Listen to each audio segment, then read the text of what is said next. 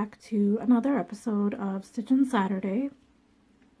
Today I'm going to be showing you a few techniques in crochet, and I'll be using the Clover hook size I, which is a 5.5 mm hook, and I'm using Red Heart Essentials soft yarn in yellow.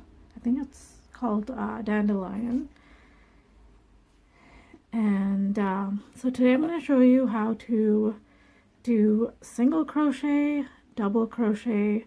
They're the most basic stitches.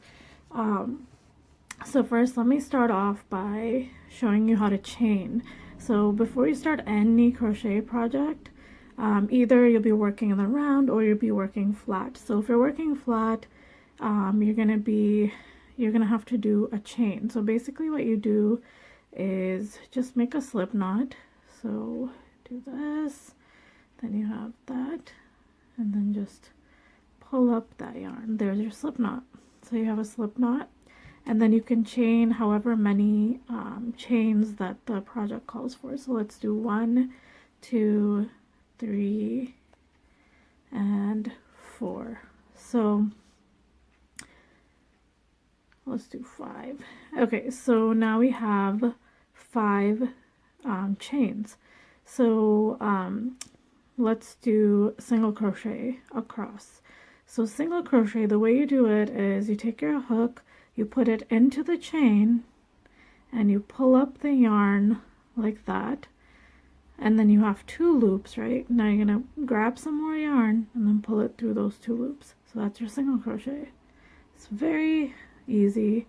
Again, going into the next chain, pulling up a loop. Now you have 2 loops. Now you're gonna just pull your yarn through the 2 loops there. Again, pull up the loop, and then pull up a loop through those 2 loops, and then again pull up a loop in the next chain, and then pull your yarn through those 2 loops. So there you have it. That's your single crochet. Now I'm going to turn the work around, and I'm going to work into the back of these stitches. So what I'm going to do is I'll show you how to do double crochet.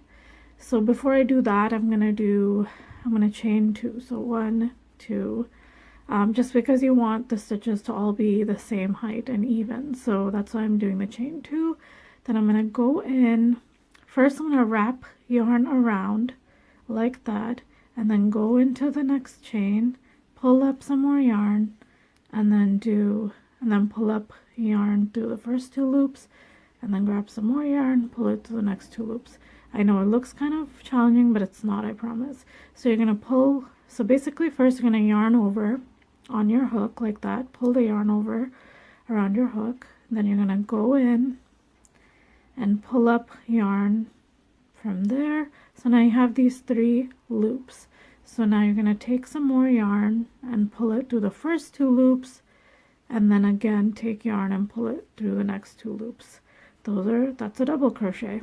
So then you're going to go in again, you have 3 loops, pull up yarn through those 2 loops, pull up yarn through those 2 loops.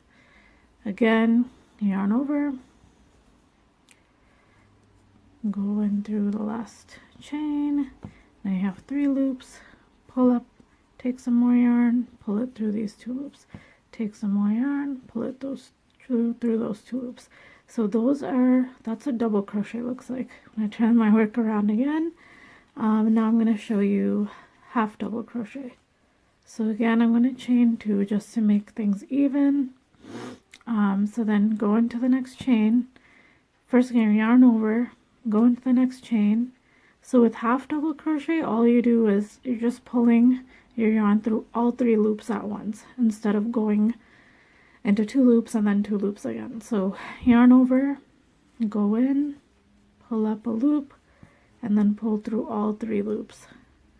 Yarn over, pull through these loops, yarn over, and then pull through all 3 loops.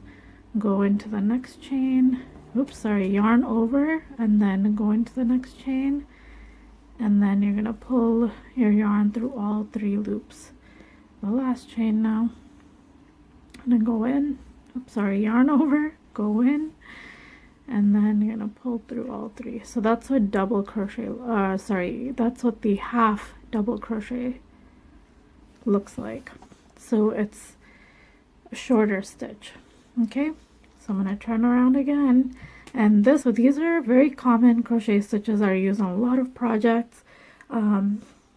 Be on the lookout. I'm going to be doing a YouTube tutorial for a DIY Ramadan project, but anyone can do it. So yeah, be on the lookout for that. I'm gonna be showing you how to make a fringe wall hanging. So these are the basic stitches that you'll be needing for that project. So all right, thanks for watching, and please do subscribe and share if you thought this was useful. I'll see you next time.